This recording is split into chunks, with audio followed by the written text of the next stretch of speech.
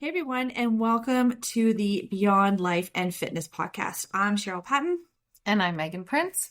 We started this podcast as a way to connect with more people who are struggling to fit it all in: the workouts, the food, kids, work, and relationships.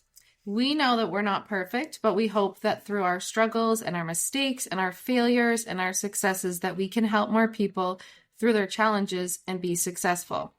So if you want some tips and tricks to help you along your journey to be the best version of yourself, then this is it. All right, so today we thought we would talk about ways to measure progress that isn't the scale. Scale is not the only means of measuring progress. So we have actually a pretty good list of other things that will tell you that you are on the right track, regardless of what a number on the scale is going to tell you. Yeah, because I think that most people that are coming to us from coaching want to lose weight, right? That's their number one goal is most of the time is to lose weight. So I think what they don't realize when they send those check-ins and when they send things that they're doing, all the really amazing things that are actually happening that are in their check-ins that I'm like, you're not paying attention to that stuff that you're writing. And you're just like, my number on the scale is not moving. So I think it's really beneficial for people to know what are the other ways that we can measure that we're making progress and that our program's working.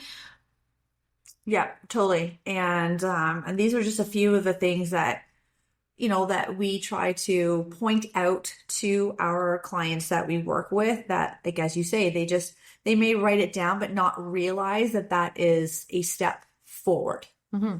So, one I think for sure is, a little bit of an obvious one are how your clothes are fitting. So you may not notice the scale changing, but you may notice shirts are fitting maybe a little less tight, maybe little pants are a little bit less tight, like around the waist or around the hips or around the legs.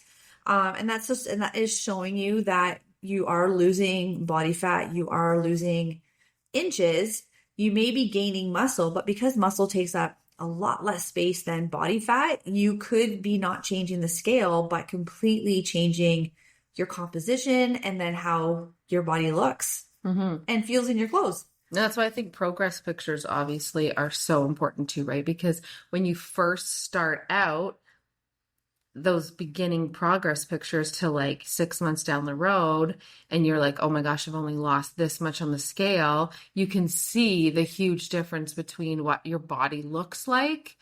And you can just see where things have changed and where things have like tightened up.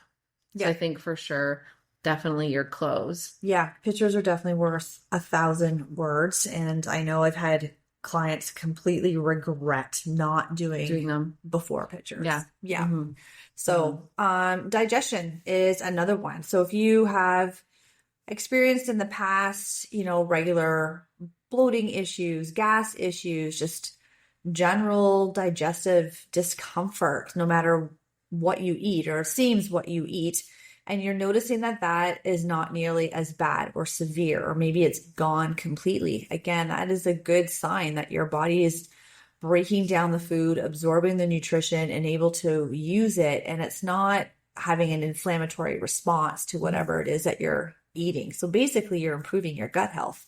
Yeah. And I love when clients are like, I just feel less bloated, but I'm not seeing the scale move. I'm like, can you pay attention to what the first part of that sentence was, that you feel less bloated? Like every single thing in that program should be a win, right? Like I feel less bloated. Amazing. Yeah. Like imagine going back to feeling bloated. So now that you don't feel bloated, like that is like check mark.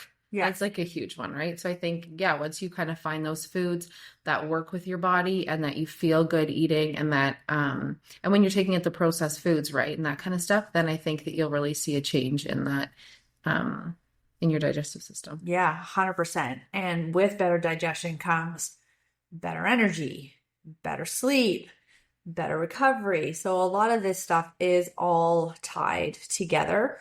And so you just may notice that you have more energy to get through the day. You're not hitting that 3 o'clock, 4 o'clock slump, or, you're not driving home from work and you're just craving carbs and sugar because your body is looking for some form of quick energy, right? So that's really good. And then that I find that good digestion also ties into better sleep. Because again, if you're not feeling so uncomfortable, it's easier to settle into a nicer sleep pattern. Yeah. Like when you're like, I have more energy and then I'm sleeping better because you were able to do more during the day. I've had clients that have said to me, like all of the stuff that I would have done in a day before I started training with you, I would have been exhausted and like out for a couple days and tired. And they're like, no, I did my whole day. Plus I did my workout and I also did extra stuff that I wouldn't have normally been able to do. So is your program working?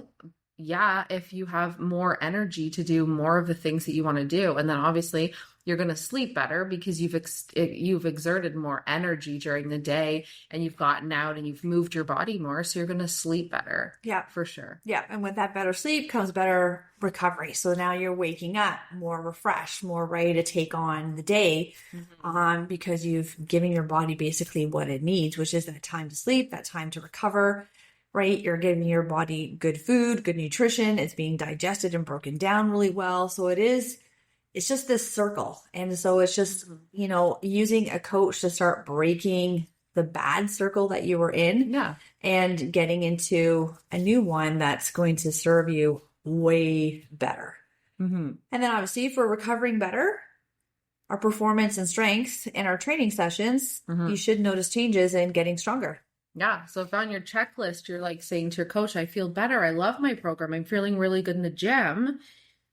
Like win, all of those things. I'm like, but it's hard when those clients come back. I'm not seeing progress on the scale. I'm not seeing progress on the scale. I must not be doing it right. Yeah. And I'm like, but you feel stronger. Another check mark. Like, so I think again, just reminding people and clients that these things are progress, and it does mean that your program is working. Yeah, and that you're not failing.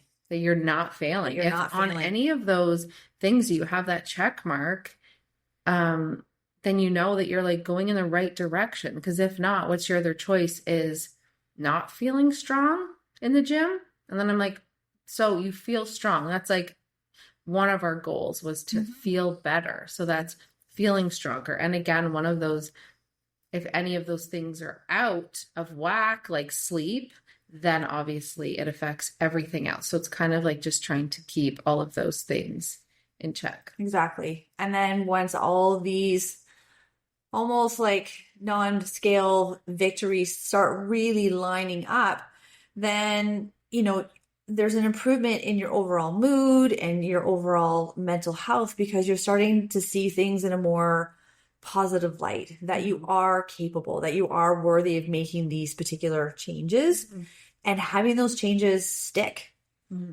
right? Like a lot of people will self-sabotage because they deep down feel that they're not actually worth the effort to make these changes that they want, because they want these changes so that they do feel better. They do look better. They feel more confident in their clothes so yeah. I've had lots of clients have said to me, I'm never going to be a size 2. I'm never going to be that person. I'm never going to be athletic. And I'm like, in retrospect, everybody that is athletic and everybody that does feel good struggles every single day to keep those habits and to keep doing the things. So we don't just wake up looking like this. I remember postpartum, people will be like, oh my God, you look so amazing. Like 3 months postpartum and blah, blah, blah. And thinking that like I just showed up like that. And I'm like, no, these are every single day habits that intentionally we do so that we can feel better, so that we can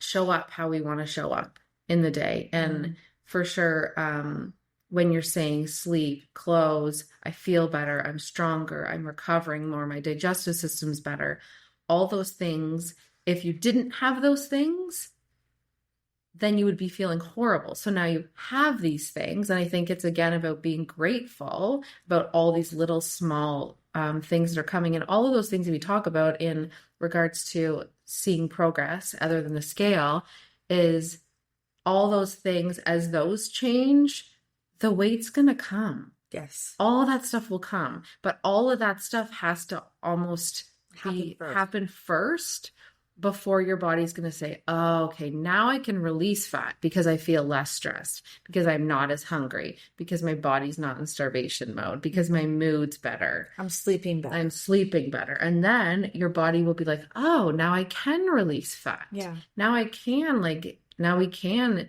do that process of losing fat. If not, your body's like, I'm going to hold on to every single thing that I can because you're not giving me what I need. I have to hold on to it. Yeah, even at the beginning when you are making those changes, like some people will see, those newbie gains pretty quickly, or those newbie changes pretty quickly, and others won't. And it really is based on your past history with dieting, especially really restrictive dieting, your past history with maybe excessive over exercising, especially the HIIT training, the cardio, with the low calorie diet. So again, depending on everybody's personal history with their food, with their training, something is can take longer because the body's like, I've seen this pattern before.